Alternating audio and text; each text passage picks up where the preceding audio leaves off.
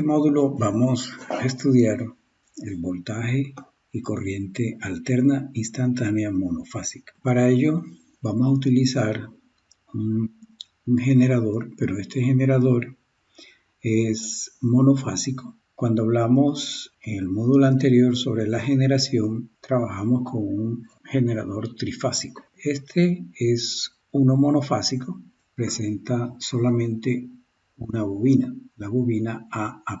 El anterior tenía 3 bobinas. No es que se hagan generadores monofásicos para generar alta potencia, sino que simplemente esto es un ejemplo académico. Nuestro generador monofásico entonces consta de una sola bobina, un rotor con su campo magnético, que es este, ¿sí?, que sale del rotor, pasa al estator y regresa.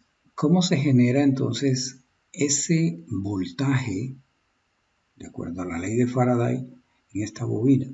Con la turbina que está acoplada acá a este rotor, entonces se hace girar el rotor, con lo que el campo magnético empieza a modificar su posición. Aquí teníamos la posición inicial, entonces en este punto el campo magnético entraría por acá y toca la bobina de esta forma. Vamos a suponer entonces que aquí en este instante T igual 0, o sea que no va a haber voltaje inducido debido a la posición de este campo magnético. Entonces hay 0 voltaje. Acá tenemos el eje de las magnitudes de voltaje y el eje del tiempo. Este eje del tiempo lo hemos dividido en radianes, pi medios, pi, 3 pi medios y 2 pi, que también lo podemos dividir en de grados, que serían 90, 180, 270 y 360.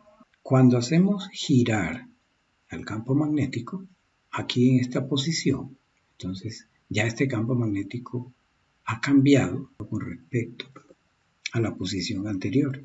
En este punto, entonces, hay un voltaje inducido en la bobina A' que va a ser equivalente a esta magnitud, a esta altura entre el eje de 0 voltios y un valor que se reflejaría acá.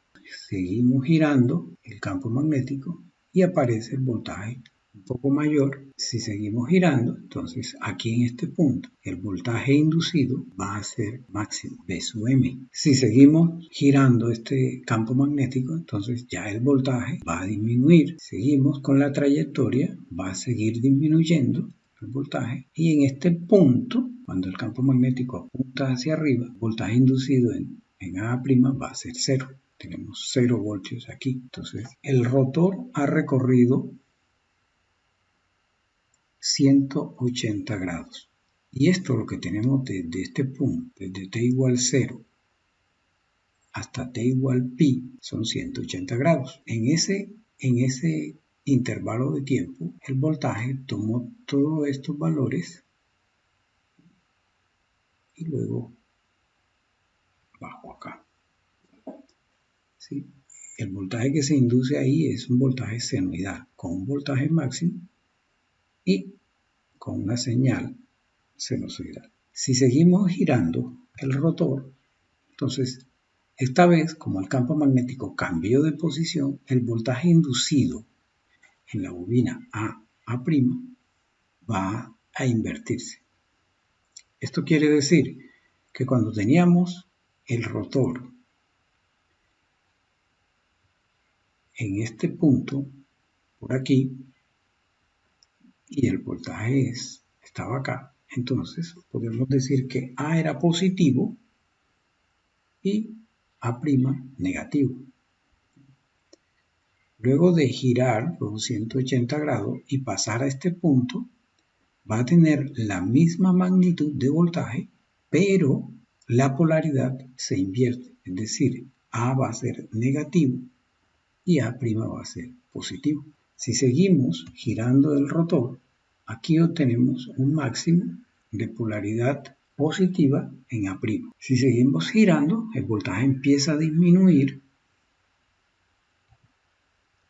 sigue disminuyendo, pero negativamente, es decir, aquí en todo este intervalo A sigue siendo negativa y A' positiva, hasta completar los 360 grados. Entonces, entre este punto y este, el voltaje es una señal sinusoidal de esta forma. Entonces, a este voltaje, esta señal de voltaje es lo que se le denomina voltaje instantáneo. ¿Por qué? Porque nos está dando el valor del voltaje en cada instante de tiempo.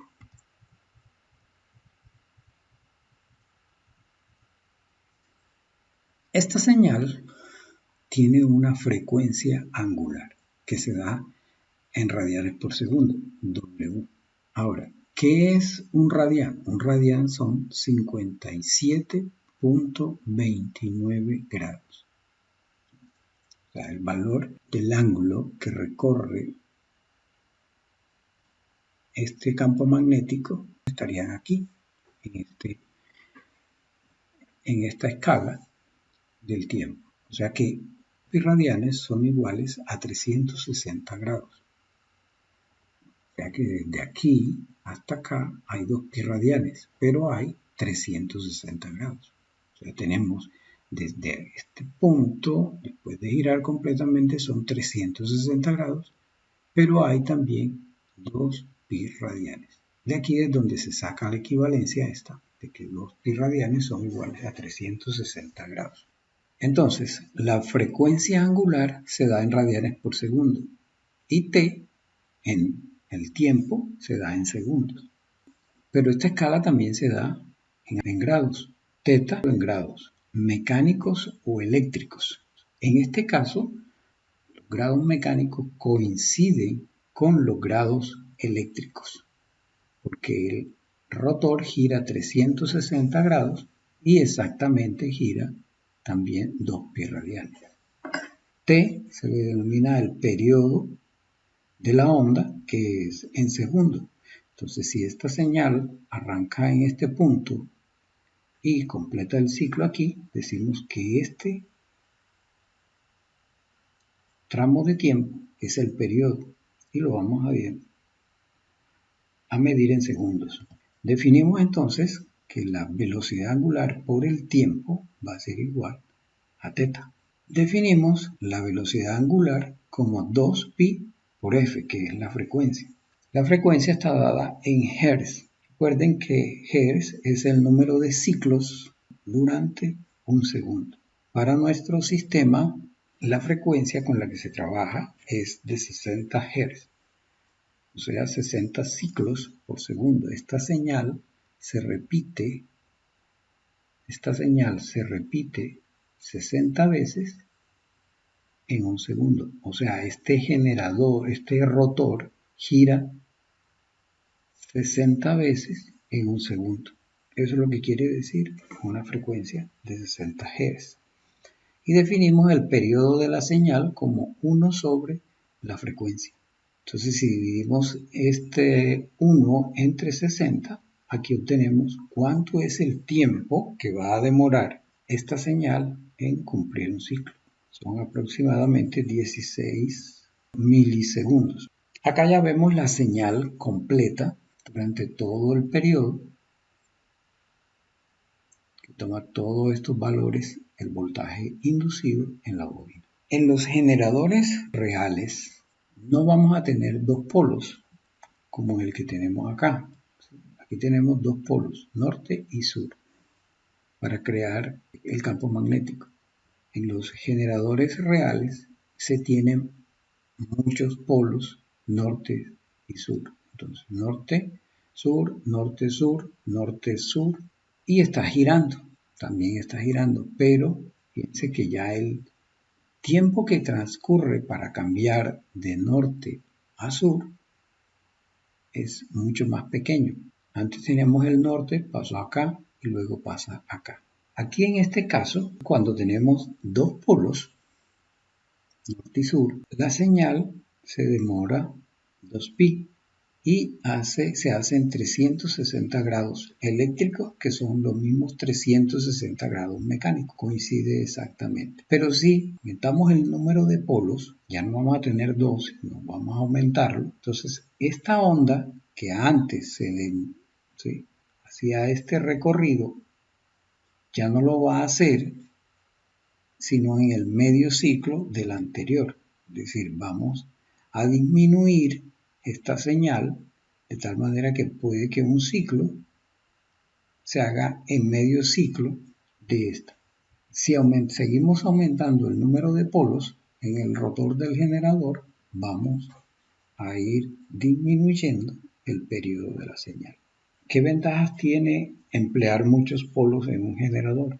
Pues la velocidad del rotor va a ser menor para alcanzar los 60 Hz. De tal manera que lo que mueva esa turbina, sea agua o sea vapor, va a gastarse menos porque la velocidad que va a requerir el rotor es menor. En este caso, por ejemplo, ya los grados mecánicos son diferentes a los grados eléctricos.